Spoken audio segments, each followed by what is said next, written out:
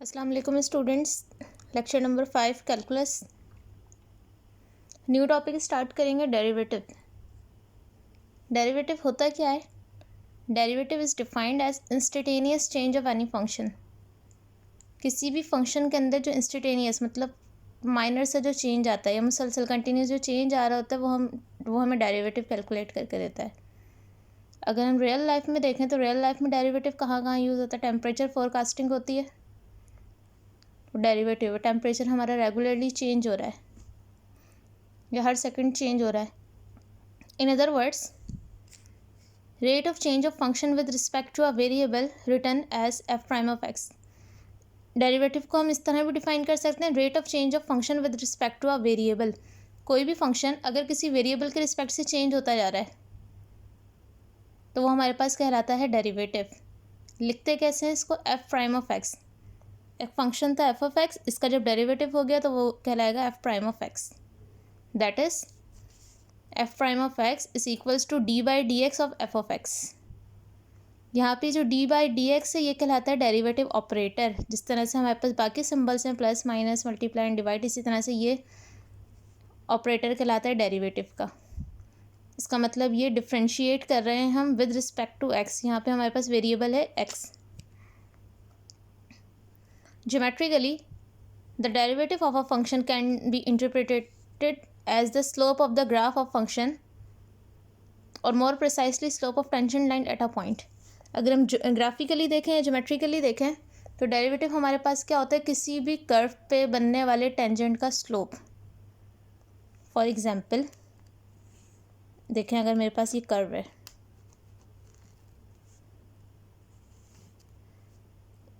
ये कर्व है, अभी हर पॉइंट पे चेंज कैसे हो रहा है? इस पॉइंट पे अगर मैं टेंजेंट लाइन बनाऊँ ऐसे बनेगी। टेंजेंट लाइन वो लाइन जो किसी भी कर्व को किसी एक पॉइंट पे टच कर रही हो। इस पॉइंट पे टेंजेंट लाइन बनाऊँ ऐसे बनेगी। मतलब हर पॉइंट पे टेंजेंट लाइन डिफरेंट है। टेंजेंट लाइन डिफरेंट होने का मतलब इसका स्लोप चेंज होता जा रहा है। देखें, स्लोप चेंज होता जा रहा है, इसका मतलब कर्व चेंज हो रहा है। तो कर्व किस तरह से चेंज हो रहा है ये चेंजेस हमें बता रही है टेंजेंट लाइन का स्लोप। तो ये जो टेंजेंट लाइन का स्लोप है ये हमारे पास हो गया डेरिवेटिव। ज्योमेट्रिकली ड्राइव करके देख लेते हैं। ज्योमेट्रिकल इंटरप्रिटेशन, ये कर्व है, मुझे लेट सपोज इसका चेंज मालूम करना है पॉइंट ए पर। यह आ गया पॉइंट ए। अब ए की जो इमेज बन रही है वो कहलाएगी एफ ऑफ ए। ये आ गई ए की इमेज एफ ऑफ ए।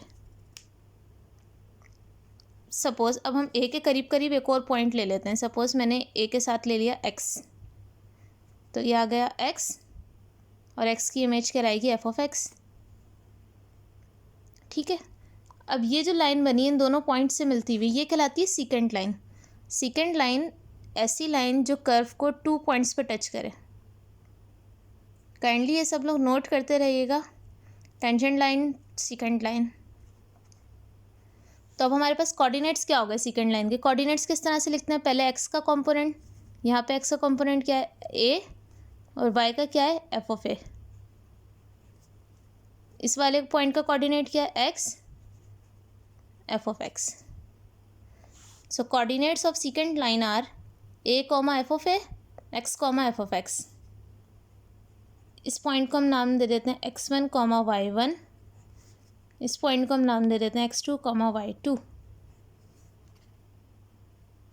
इसका मतलब ये वाली वैल्यू हो गई x1 की, ये हो गया y1, ये x2, ये y2। स्लोप, secant लाइन का slope we know that. Slope का फॉर्मूला पता है हम सबको, y2 minus y1 dividing by x2 minus x1। तो स्लोप को m से डिनोट करते हैं, m y2। देखें y2 की वैल्यू है एफ ऑफ एक्स, माइनस का माइनस, y1 की वैल्यू है एफ ऑफ ए, x2 की वैल्यू x माइनस x1 की वैल्यू a। अब ये तो स्लोप आ गया हमारे पास सेकंड लाइन का। अब हमें सेकंड लाइन को कन्वर्ट करना है टेंजेंट लाइन में। अब गौर से देखें, अभी तो ये पॉइंट मैंने एक्स यहाँ लिया था, अब एक्स को ए के करीब कर देते हैं। सपोज एक्स को अगर मैं यहाँ कर देती हूँ तो ये ऊपर इमेज यहाँ आ जाएगी, सेकंड लाइन ऐसे बनेगी छोटी सी। एक्स को और करीब कर दें, एक्स को सपोज यहाँ ले आएँ, सेकेंड लाइन यहाँ आ गई, पॉइंट यहाँ आ गया, सेकेंड लाइन छोटी सी, मतलब जैसे जैसे एक्स ए के करीब आता जा रहा है, ये जो दो पॉइंट्स हैं ये एक में कन्वर्ट होते जा रहे हैं, दोनों पॉइंट्स एक दूसरे को अप्रोच कर रहे हैं। जैसे जैसे एक्स को ए के करीब लाऊंगी, ये दोनों पॉइंट्स एक दूसरे के करीब होते जा रहे हैं। इसका मतलब जैसे जैसे एक्स ए के करीब आएगा, ये सेकंड लाइन कन्वर्ट होती जाएगी टेंजेंट लाइन में। तो अब हमें एक्स को ए के कितने करीब लाना है कि एक्स टेंड्स टू ए हो जाए, एक्स अप्रोचेस टू ए, मतलब एक्स तकरीबन ए के इक्वल है, एग्जैक्टली इक्वल नहीं है लेकिन तकरीबन इक्वल है। तो जहाँ हम अप्रॉक्सीमेट का वर्ड यूज़ करते हैं वहाँ हम लगा देते हैं लिमिट। इस फॉर्मूले में अप्लाई कर रही हूँ मैं limit. As X tends to A then second line is converted into tangent line.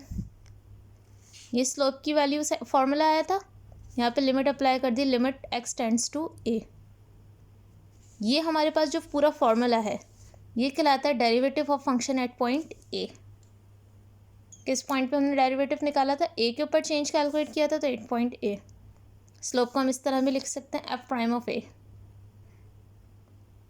Limit X tends to F of X minus F of A upon X minus A. ये जो हमारे पास फॉर्मूला है derivative का, ये कहलाता है first principle rule भी कहलाता है। सेकेंड ईयर में पढ़ा होगा यूनिट 4 में सबने, ये हमारे पास कहलाता है first principle rule.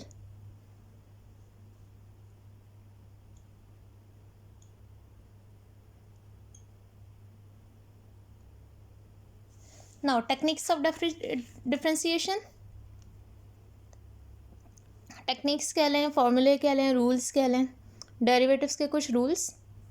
Number 1, derivative of a constant function is zero. अगर कोई भी कांस्टेंट वैल्यू है तो उसका डेरिवेटिव ज़ीरो आएगा। हम ग्राफिकली भी देख सकते हैं। सपोज अगर मेरे पास एक इक्वेशन गिवन है y इक्वल्स टू 5, तो y इक्वल्स टू 5 का ग्राफ कैसे बनेगा? ये पॉइंट अगर 5 है तो y इक्वल्स टू 5 का ग्राफ बनेगा स्ट्रेट लाइन।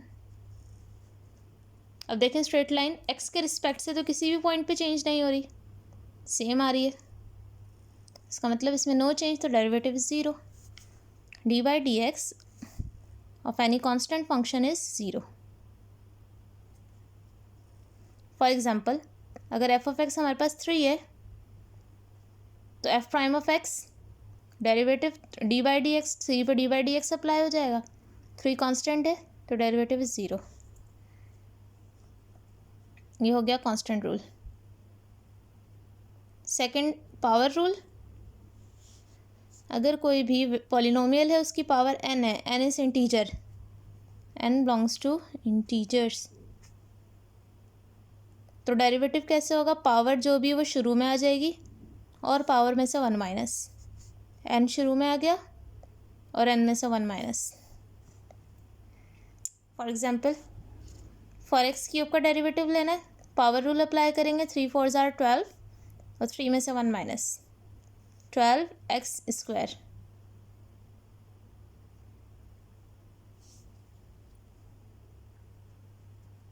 अब कुछ theorems.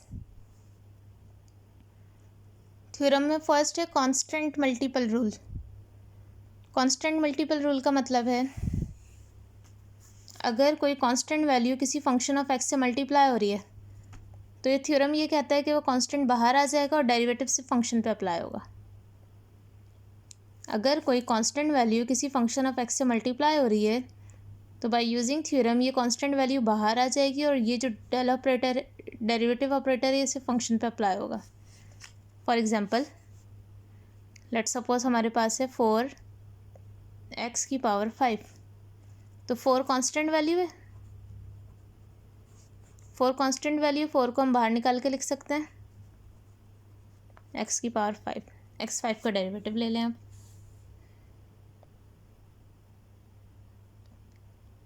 Some and difference rule.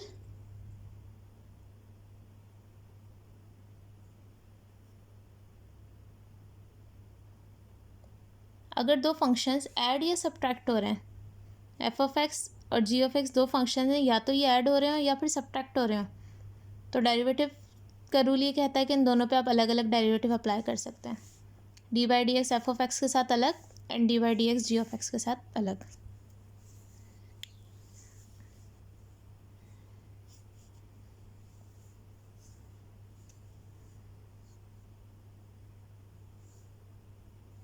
Next इस प्रोडक्ट रूल। अगर दो फंक्शंस मल्टीप्लाई हो रहे हैं तो प्रोडक्ट रूल का फॉर्मूला क्या है? पहले v को ऐसे ही छोड़ दें, u का डेरिवेटिव सेकंड वाले फंक्शन को ऐसे ही छोड़ दें, फर्स्ट वाले का डेरिवेटिव ले लें। g ऑफ एक्स ऐसे ही छोड़ दिया और f ऑफ एक्स का डेरिवेटिव ले लें, प्लस फिर पहले वाले को ऐसे ही छोड़ दें, दूसरे वाले का डेरिवेटिव ले लें।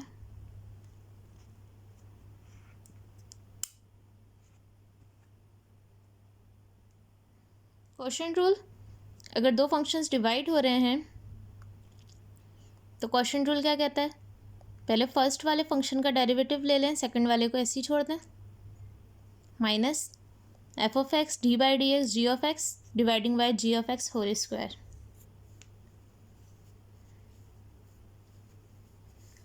ये आप लोगों ने सेकेंड ईयर में यू वी करके पढ़ा होगा। इस तरह से d by D x u upon v बराबर होता है, वी ऐसे ही छोड़ देंगे, d by D x u का डेरिवेटिव माइनस यू ऐसे ही छोड़ देंगे, वी का derivative dividing bye we square.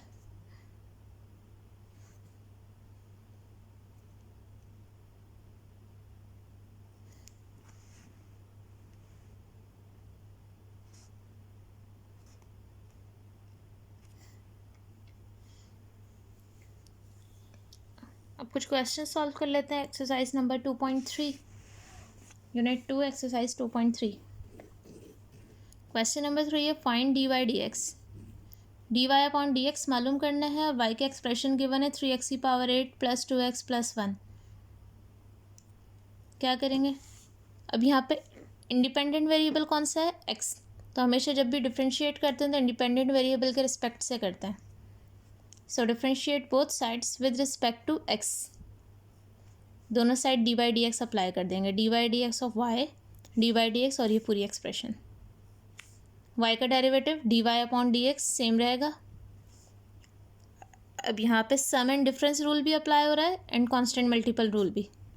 3 constant है बाहर, डेरिवेटिव अप्लाई हो जाएगा x की पावर 8 पर, प्लस 2 कांस्टेंट है बाहर, डेरिवेटिव अप्लाई हो जाएगा x पर, plus D by D x of 1। Power rule, 8 power शुरू में आ जाएगी, 8 3 आर 24 और पावर में से 1 माइनस करेंगे तो 7। 2 एज इट इज़, x का डेरिवेटिव होता है 1। 1 कैसे होता है? x की पावर 1 है, पावर शुरू में आएगी, पावर में से 1 माइनस करेंगे, 1 एज इट इज़, x की पावर हो गई 0। किसी भी नंबर की पावर 0 हो तो वो 1 के इक्वल होता है। इसका मतलब सिंपल x का डेरिवेटिव होता है 1, तो ये 1 हो गया, ओनली 2 बचा। 1 कांस्टेंट है, कांस्टेंट का डेरिवेटिव 0 0 0 ख़त्म हो जाएगा, 24x 7 plus 2।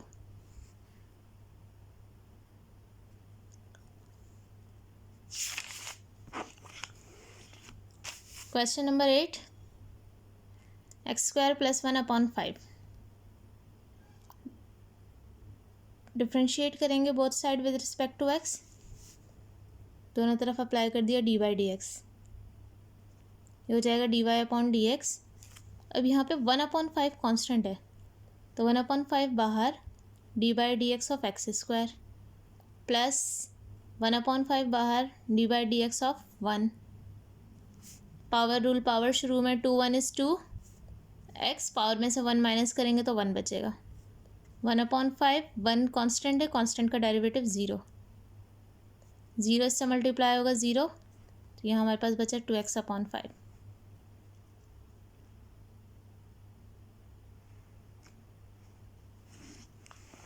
Question number 16, f of x given है 1 upon x square plus 1 upon b x plus c. A b and c constant है, दोनों तरफ डिफ्रेंशिएट करेंगे, d by D x F of x d by D x और ये पूरी expression. अब f of x है डेरिवेटिव लेंगे तो ये हो जाएगा एफ प्राइम ऑफ एक्स, 1 एक कांस्टेंट है बाहर, और ये डी बाई डी एक्स सबके साथ अप्लाई हो जाएगा, x square.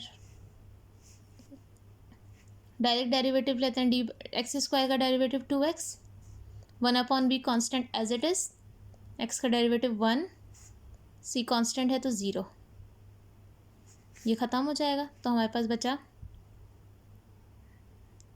2x + 1/b। Question number 22, find dy upon d x at x = 1। इसको पढ़ते हैं, x = 1, y की एक्सप्रेशन गिवन है। पहले इसको सिंप्लीफाई कर लेते हैं। x की पावर 3 है, अगर ऊपर ले जाएंगे तो हो जाएगी -3। अब x की पावर -3 इन सबसे मल्टीप्लाई होगी, x की पावर -3 1 से मल्टीप्लाई होगा तो x -3, x की पावर -3 होगा x से मल्टीप्लाई, बेसिस सेम हो तो पावर्स ऐड हो जाती हैं। यहाँ x की पावर 1 है, यहाँ -3 है, -2 बचा। जब ये इससे मल्टीप्लाई होगा basis same, powers add, 2 - 3 is -1 plus x3 x -3 से मल्टीप्लाई होगा, कैंसिल पावर्स, x की पावर 0, 4 होगा एंड सो ऑन। अब डिफ्रेंशिएट बोथ साइड, दोनों तरफ डिफ्रेंशिएट कर देते हैं। डी बाई डी एक्स, ये हो गया x की पावर -3 x -2 x -1, किसी भी नंबर की पावर 0 is 1, और ये तीनों एक्सप्रेशंस। डेरिवेटिव अप्लाई करेंगे, जो भी पावर है वो शुरू में आ जाएगी, -3 और पावर में से 1 माइनस, -3 - 1 -4, पावर शुरू में माइनस प्लस -2, और जब पावर में से 1 माइनस करेंगे तो -3, plus minus minus x, power में से 1 माइनस करेंगे -2, 1 का डेरिवेटिव 0, x का डेरिवेटिव 1, एक्स स्क्वायर का 2x, एक्स क्यूब का 3x²। सिंप्लीफाई कर लेते हैं, पावर -4 है, 3 के डिनोमिनेटर में ले आएंगे +4, -2 ये भी डिनोमिनेटर में आ गया, 3, 1/x², 1 2x 3x²।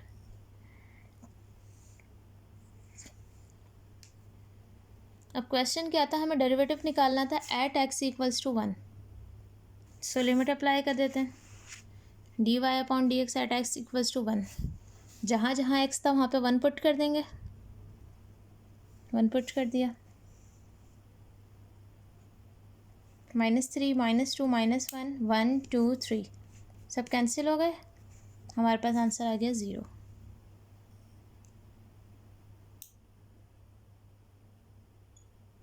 Question number 41, first part है, find d² y upon dx², और y की एक्सप्रेशन गिवन है। इसका मतलब है हमें सेकंड डेरिवेटिव निकालना है y का। दोनों तरफ डिफ्रेंशिएट कर देते हैं, d upon d x of y, d upon d x, और ये पूरी एक्सप्रेशन, ये हो जाएगा dy upon d x, 7 3 = 21, power में से 1 माइनस करेंगे 2, 5 2 = 10, x का डेरिवेटिव 1। अब सेकंड डेरिवेटिव चाहिए, so again differentiate both sides. जब अगेन डिफ्रेंशिएट करेंगे तो ये जो ऑपरेटर है ये स्क्वायर हो जाएगा, 42x, 10x का डेरिवेटिव 10, 1 ख़त्म हो जाएगा 0।